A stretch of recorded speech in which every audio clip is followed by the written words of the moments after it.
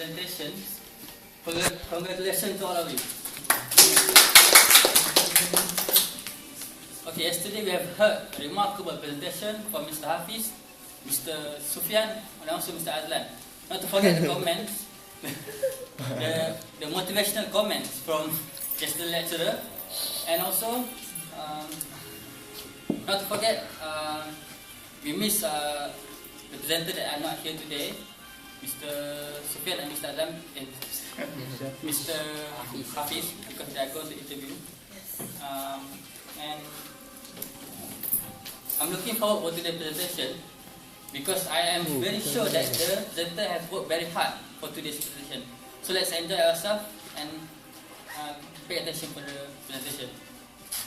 Okay, I would like to explain about the rules and regulation for this presentation. Firstly, you have to put your handphone in silent mode or you can switch off your phone.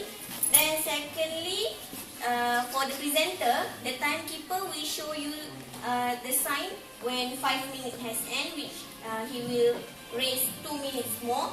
Then 30 seconds left, and the last sign is the end sign, which indicates 7 minutes has finished. Next, for the Q&A session, we also allocate 3 minutes, and after 3 minutes has ended, the timekeeper will raise again the end sign. Okay, as for the audience, if you want to ask the question, please kindly raise your hand and wait for the presenter to pick you to answer your question. Okay, and lastly, give your full attention and respect the presenter because you will be present here and they will be your audience later. Okay. Next, I will pass to Roy. Okay, I would like to introduce our presenter for today. Okay, can all of the presenters stand up, please? Okay, this is our presenter for today. This is Rehana, Tusi, Aisha, Rehana also, and Steve. Okay. Okay, you can see. Okay, we'll pass to Okay, now we have come to the first presentation from Amira Rahaina. She will present the topic of transformation of fossils into fuels. But before that, can I have all of your attention and look under your seat? Just maybe something stick there. Nothing, right? Can you look at the back? At the left? And at the right. So that is the simple exercise for today. I invite Mr. Amira to present.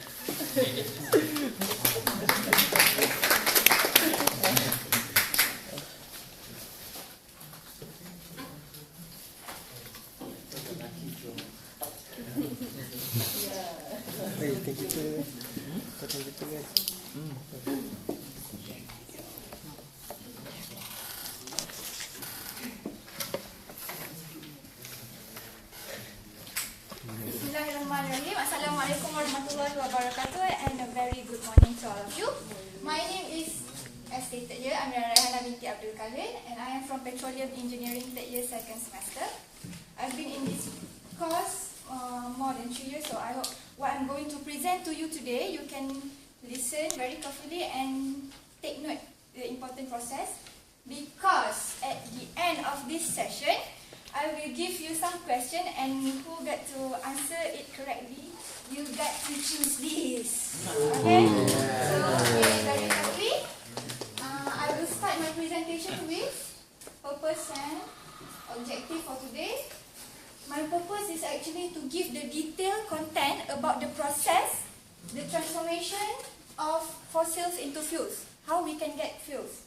And my objective for today is I want you guys to understand each process and get the correct information, and I hope lastly you can appreciate the existence of fuels because it is very hard to get and it takes very long time. Okay, moving on to next. And why do you need to listen to this topic? Why this is very important to you? Because we know that fuels in everyday life, especially petroleum, right? For your cars and your motorcycle especially. And this is very important. At least you need to know how and where you can get the fuels. Okay, what is fossil fuels? Fossil fuels is actually the hydrocarbon that form from the dead plants and animals after being exposed to heat and pressure. Fossil fuels, we can get these fossil fuels very deep under the earth's surface, beneath the earth. And it is non-renewable sources which when we use the fossil fuels, we cannot get it anymore. It is finished. And we can recover it million and million years to come, which is, we're not here anymore, I'm sorry.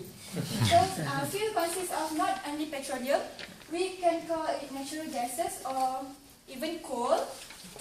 So moving on to the major processes, I will explain to you the first process, fossilization. Second process, metamorphism. And the third process, liquid migration. Okay, I will explain to you the first process, fossilization. What is actually fossil means? Fossil is the term used for trace of past life. We have two types of fossils, body fossils and trace fossil. Body fossils actually reveal the structure of the organism. Maybe the structure of the leaf, the structure of the body, or maybe feet. And the trace fossil is actually reveal the activity of the organism. For example, the waste of the organism. And what this fossilization process is? It is where the dead animals and plants are being buried beneath the earth's surface. And the process where the dead animals and plants being buried over million of years, the sediment will cover up the dead plants and the dead animals, and the process that they cover up, we call it fossilization. So next is fossil is not only come from the dinosaur. It can be plants, it can be shell, inside, or fish. Plant may be tree, flowers, or even cactus can be fossil. And the factor effect the fossilization, we have three factors. Environment. The process can be maybe at land, maybe in the river, maybe in the lake. So anywhere we can get this fossilization process. The predators, actually we need to avoid the predators, because if the predator eat the dead plants and dead animal, so we cannot have the fossilization process. And lastly, the sediment deposition. High sediment deposition can give rapid burial, so this make the faster buried of the dead plants and the dead animals. So after that, after the fossilization process, we're moving on to the metamorphism process, which is the second process. It comes from the Greek words, meta means change, morph means form, and it refers as the changes in form. Don't get confused, this is not the metamorphic law. So this process can change the fossil state into the liquid state. The fossil will be liquefied. To make this fossil liquefied, we have two factors, temperature and pressure. And this temperature, we need a very, very high temperature, and even the pressure more than 200 and more than 300 megapascal. So moving on to the last process, liquid migration. The liquid fossil will then migrate to the trap, and lastly, they will accumulate in the trap and become the fuels. I will state the cause of migration. Porosity, the void space in the rock, the hole where it can contain hydrocarbon. Permeability, the ability of the fluid to move, and different in pressure. The fluid will move from high pressure to low pressure. So that's all from my presentation. Before that, I will conclude my presentation.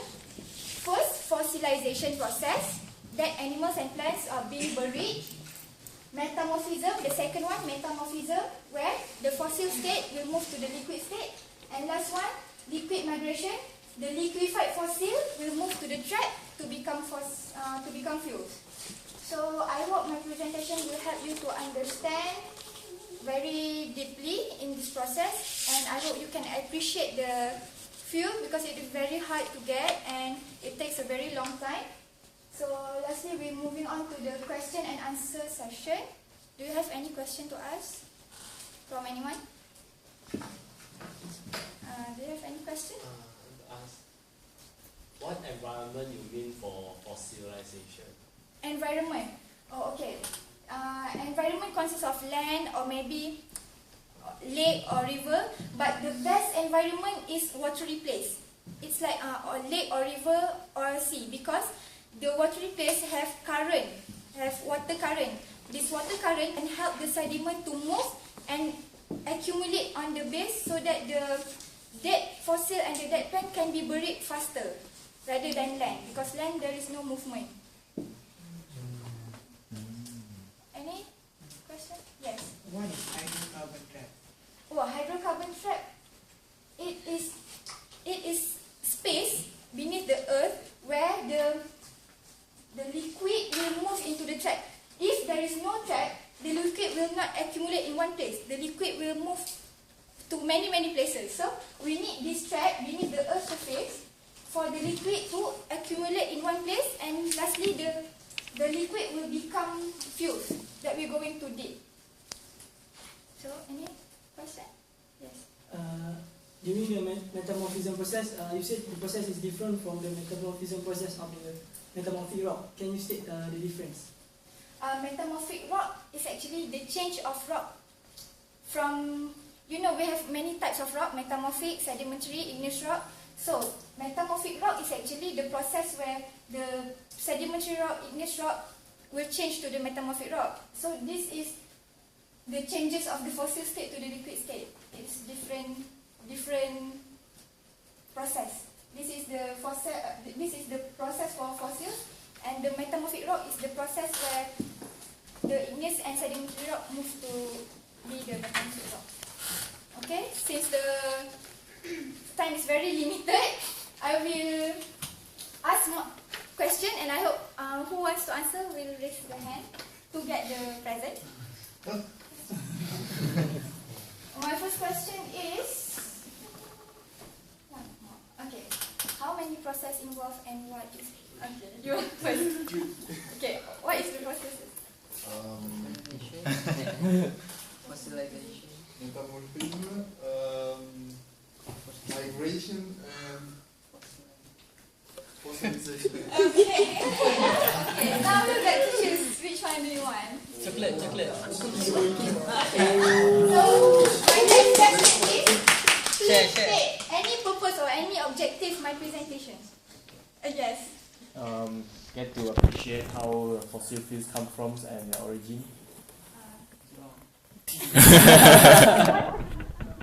And processes, the three important processes that that involve in the formation of fossil fuels. The purpose is to make sure you understand each process and know how and where to get the fossil. So you get to choose which one you want. Okay. And this one you will share in one class. So that's all from me. This is my references, and that's all. Thank you very much.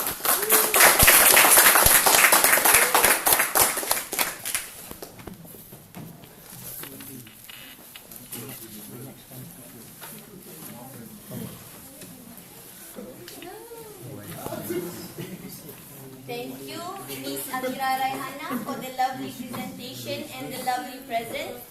Next, we will proceed to second presenter, which is Miss Siti Aisyah binti Hashim. She will present about blowout facilities. So, sit down and listen to her presentation.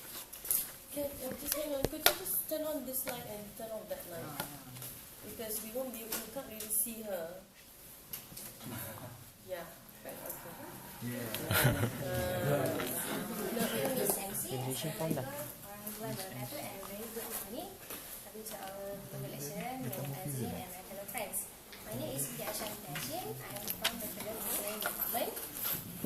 And I've been wondering, some of you might be interested to work in the oil and gas industry, right? Yes.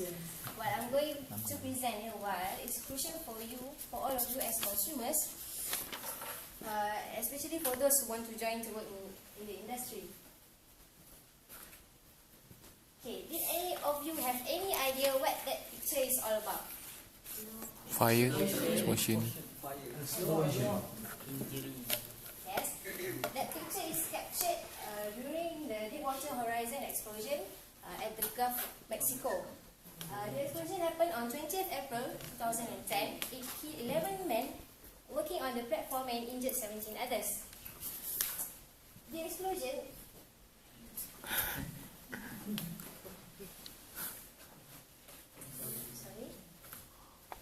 as you can see in the picture, it was a big explosion as many small ships came to put out the fire. The explosion was originated from the blowout. Blowout can be defined as uncontrolled release of crude oil or natural gas from the oil well or gas wells after the pressure control system had failed. Do you know that if you happen to be there during the blowout, you will lose your hearing entirely? Terrible, I know.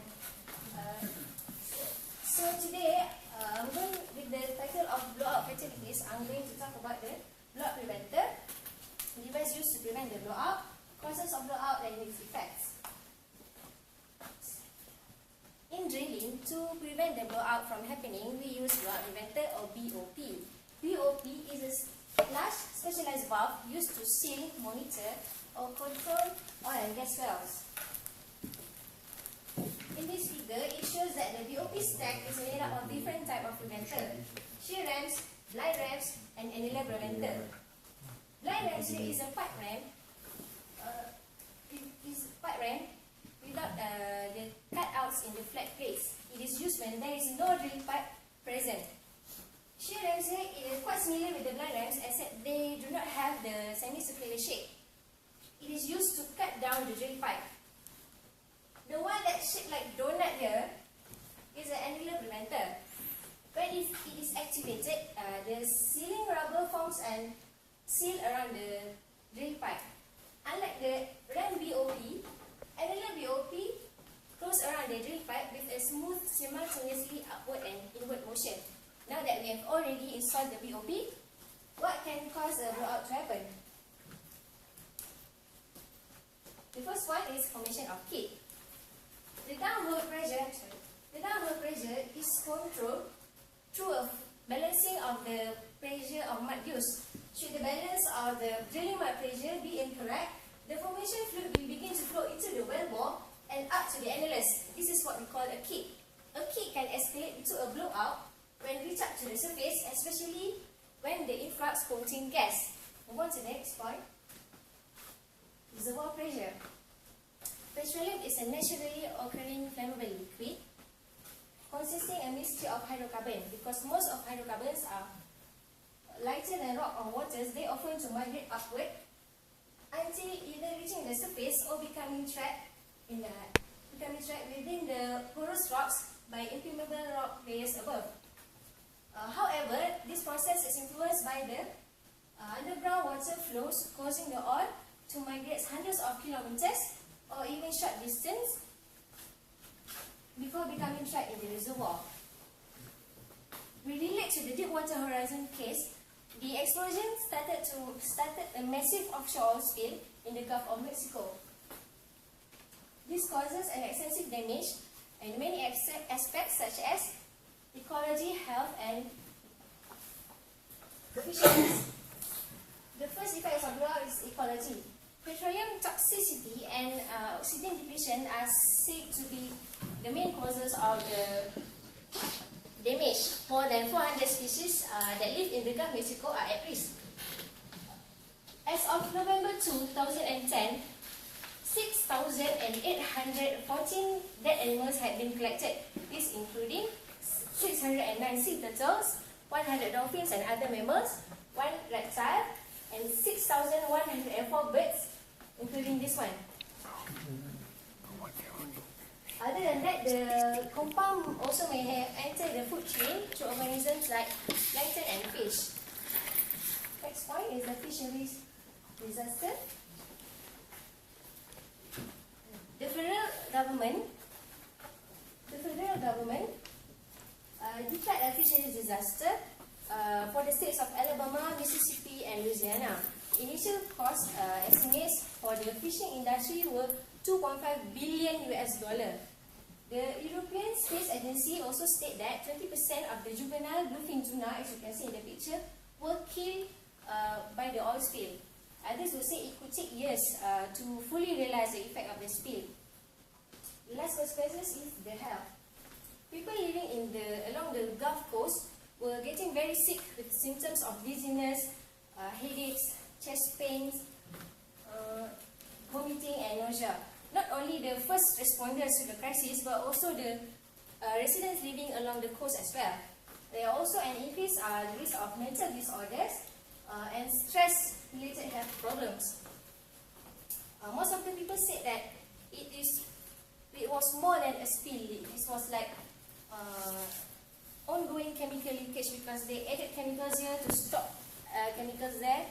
The resident also claimed that they were like in a research lab. It was like, and it makes their life miserable. As for the conclusion, we should already know that BOP is used to immediately plug in the well. BOP are comprised of ramp and annular. Formation kick and reservoir pressure are the causes of the blowout. Formation kicks is the entry of the formation fluid into the water to the wellbore. And reservoir pressure is the migration of the hydrocarbon into the with the aid of underground water. Ecology system, fisheries, and health are the consequences based on the deep water horizon case. So therefore, it is very important to all of us to be aware of these incidents because sometimes ignorance can cause us to perish. With that, I end my presentation. I will now open the floor to the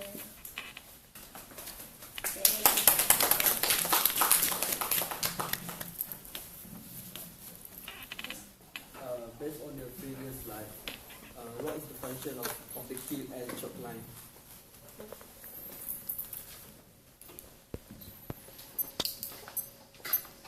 As you can see in the figure, keel and choke line are located below the rams. After the BOP has been closed, the heavy mud will be pumped into the keel to regain well control.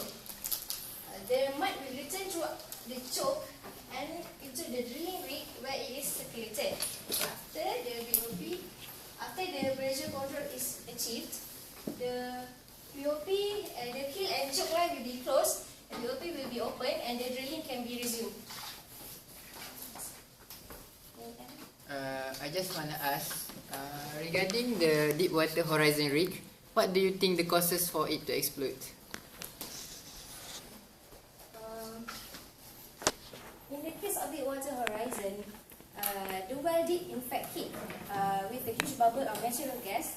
Once the bubble escaped at the surface, the gas exploded and burned, eventually sinking the rig. But the BOP should have been deployed or stop the leak. It is important to understand that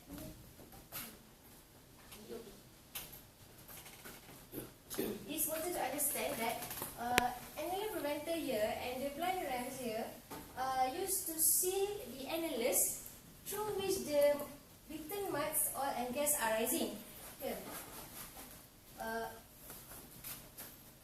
So in the event of the blowout, only the shear rams can cut down the drill pipe because the drill pipe is sealed at the drilling rig.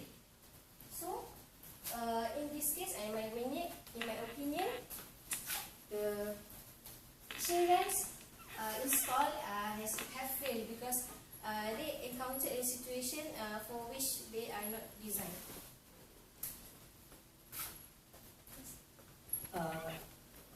I just wanted to know which company that handled the platform during the blowout and what actions have been taken to the company.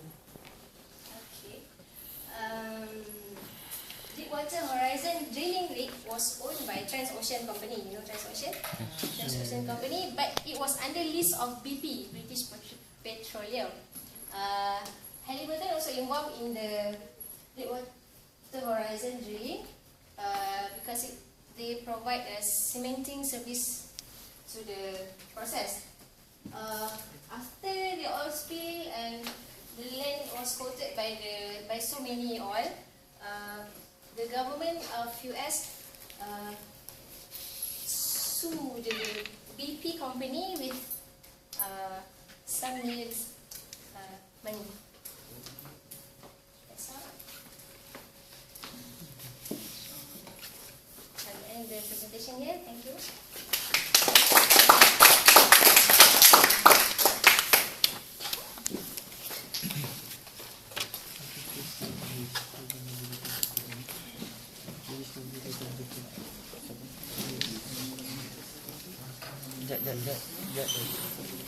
Tak, list kerja dulu.